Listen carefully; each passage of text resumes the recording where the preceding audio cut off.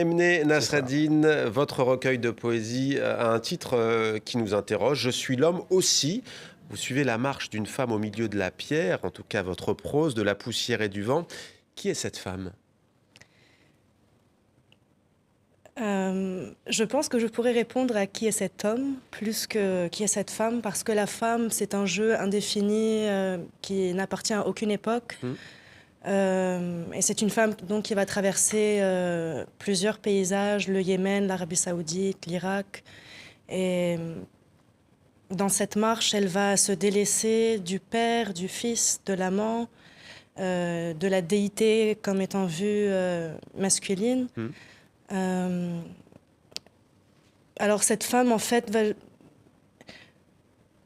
je ne sais pas ce que... Je n'ai pas trop réfléchi à son identité. Je sais juste que c'est une femme arabe et qui se pose...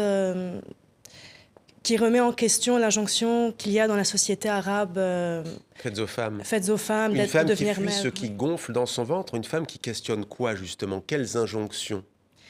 Alors, au début, je pensais que c'était un recueil qui traitait de la maternité. Et finalement, a posteriori, j'ai vu que cet homme que la narratrice prétend être est quelque chose de plus large que l'homme. Je pense que cet homme renvoie à tout un système patriarcal, qui sont reflétés dans des structures politiques, économiques, culturelles. Au J'aimerais bien. poète Ali, l'académicien, et aussi l'homme, plus globalement, représente le texte fondateur que j'essaye de démanteler dans le recueil. L'enfant s'acharnait à revenir, voulait-il habiter mon corps ou le poème? Je vaguais dans cette véhémence, je siégeais la nuit sur le champ de bataille à compter les syllabes du nom interdit. Il y a aussi beaucoup de mouvements dans votre poésie. Dissiper le bagage, dites-vous par exemple à un moment donné aussi. Il y a peut-être en toile de fond l'exil aussi, le mouvement. La nature, d'ailleurs, dans les dessins de Pauline Arbali, est très présente. Hein. On parlait du sable tout à l'heure, on retrouve le sable, la montagne, le soleil. On parlera tout à l'heure de l'éclipse solaire totale que vous avez eu la chance de voir en début de semaine. Il y a aussi cette nature très présente aussi, de l'être humain, en fait, qui se fond dans cette nature. Oui, c'est une nature hostile parfois très accueillante.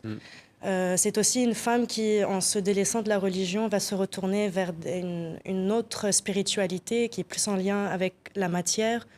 Là, les dessins de Pauline, pour moi, c'est le coup de grâce de ce recueil. C'est lorsque la femme n'arrive plus à trouver de mots.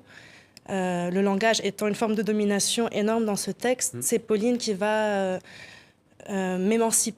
émanciper la femme qui parle dans le texte. Et les dessins de Pauline, ici, pour moi, c'est un autre langage. Ce sont des poèmes à part. Elle travaille avec le fusain, justement, donc il y a un retour à la matière, à quelque chose d'originel. À la poussière, à l'effacement. Comment vous avez travaillé d'ailleurs toutes les deux? Elle a d'abord lu les textes, vous lui avez raconté le projet. Comment vous avez opéré? J'ai très souvent collaboré avec Pauline. Il y a quelque chose de très intuitif entre nous. Beaucoup d'affinités. Beaucoup d'affinités. Pour ce projet-là, je lui ai envoyé le texte et je lui ai dit tu sauras quoi en faire. Et il y a eu très peu d'échanges et elle a compris. Et la magie a opéré. Je suis l'homme aussi, donc l'apostrophe, maison d'édition à Montpellier, dans le sud de la France.